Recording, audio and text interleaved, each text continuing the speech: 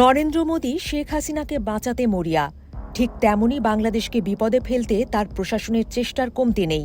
তবে অন্যের জন্য গর্ত খুঁড়লে সেই গর্তে নিজে পড়ার আশঙ্কাও বাড়ে। নিজের সিদ্ধান্ত একসময় ধরা দেয় গলার কাটা হয়েই। তেমন বিপাকেই পড়েছেন মোদী। হাসিনাও এখন আর সোনার ডিম পাড়া হাঁসের ভূমিকায় নেই। আবার হাসিনাকে বাঁচাতে দেয়া পদক্ষেপগুলো বিপদ টেনে আনছে। বাংলাদেশের ভিসা ও কনসুলার সেবা সাময়িকভাবে স্থগিত করার সিদ্ধান্তে বিপাকে পড়েছেন ভারতের আমদানিকারক ও রপ্তানিকারক ব্যবসায়ীরা। বিশেষ করে পশ্চিমবঙ্গের কলকাতা অঞ্চলের ব্যবসায়ীরা বলছেন, প্রতিবেশী বাংলাদেশ তাদের অন্যতম বড় বাণিজ্যিক অংশীদার। হঠাৎ করে ভিসা সেবা বন্ধ হয়ে যাওয়ায় দুই দেশের ব্যবসা, বিনিয়োগ, যাতায়াত এবং বাণিজ্যিক আস্থা বড় ধাক্কা খেতে পারে। তাই দ্রুত কূটনৈতিক আলোচনার মাধ্যমে সমস্যাটি সমাধানের আহ্বান জানিয়েছেন তারা।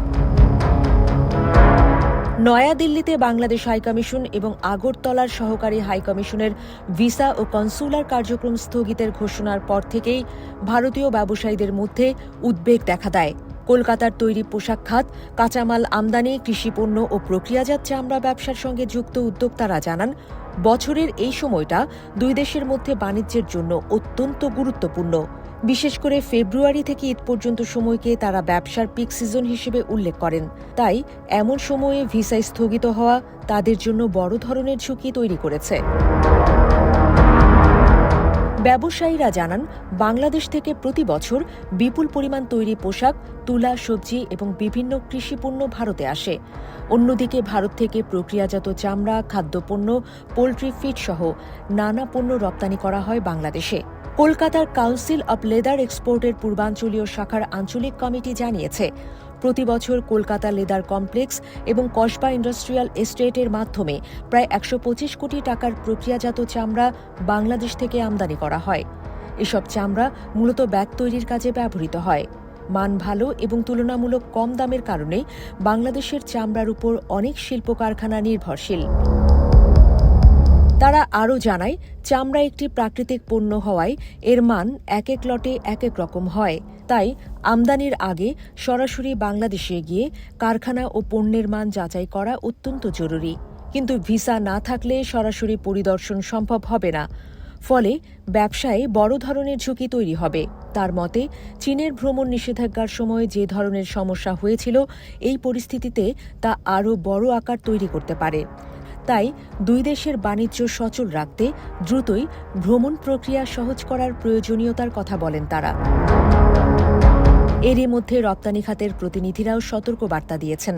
তারা জানান, বর্তমানে বাংলাদেশ থেকে তৈরি পোশাক রপ্তানির ভরা মৌসুম চলছে। কলকাতা বিমানবন্দর থেকে প্রতি সপ্তাহে প্রায় ৬০ টন পোশাক রপ্তানি হয়। এমনকি একটি বাংলাদেশি এয়ারলাইন্সের কার্গো ফ্লাইট নিয়মিত শুধু পোশাক পরিবহন করত। ব্যবসায়ীরা বলছেন, এই সময়ে ফ্লাইট বাড়ানোর কথা থাকলেও বরং ভিসা সংকটে ফ্লাইট কমে যাওয়ার আশঙ্কা তৈরি হয়েছে। এতে ক্ষতিগ্রস্ত হবে ব্যবসা, ক্ষতিগ্রস্ত হবে উভয় দেশের অর্থনীতি। ২০২৪ সালের আগস্ট থেকে বাংলাদেশের রাজনৈতিক কারণে বাণিজ্যে আগেই মন্দা নেমেছিল। আগে প্রতিদিন পশ্চিমবঙ্গ সীমান্ত দিয়ে প্রায় ১,৬০০ ট্রাক বাংলাদেশে যেত। এখন তা নেমে এসেছে ৮০০-তে। তার মতে, সমস্যার সমাধান ও নতুন বাণিজ্য সম্ভাবনা তৈরিতে দুই দেশের ব্যবসায়ীদের সরাসরি যোগাযোগ অপরিহার্য।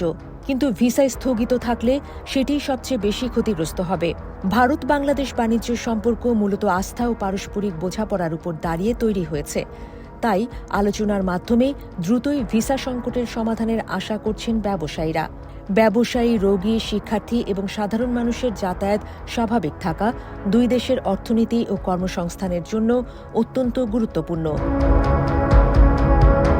এদিকে ভিসা সংকটের সম্ভাব্য প্রভাব পড়তে পারে বিমান পরিবহন খাতেও। কলকাতা ঢাকা রুটে যাত্রী কমে যাওয়ার আশঙ্কায় বেশ কিছু এয়ারলাইন্স ইতিমধ্যেই উদ্বেগ প্রকাশ করেছে। যাত্রী সংখ্যা কমলে রুটে ফ্লাইট কমে যাওয়ার ঝুঁকি রয়েছে বলে জানিয়েছেন একাধিক কর্মকর্তা। মোটের উপর বাংলাদেশের ভিসা স্থগিতের সিদ্ধান্তকে কেন্দ্র করে নতুন করে যে অনিশ্চয়তা তৈরি হয়েছে, তা সমাধানে ভারতীয় ব্যবসায়ীরা জোর দিচ্ছেন কূটনৈতিক আলোচনায়। তারা মনে করেন, দ্রুত উদ্যোগ না নিলে দুই দেশের দীর্ঘদিনের বাণিজ্যিক সম্পর্ক ও আস্থা বড় ধরনের ধাক্কা খেতে পারে। এখন দেখার বিষয়, এই সংকট কত দ্রুত এবং কিভাবে সমাধান হয়।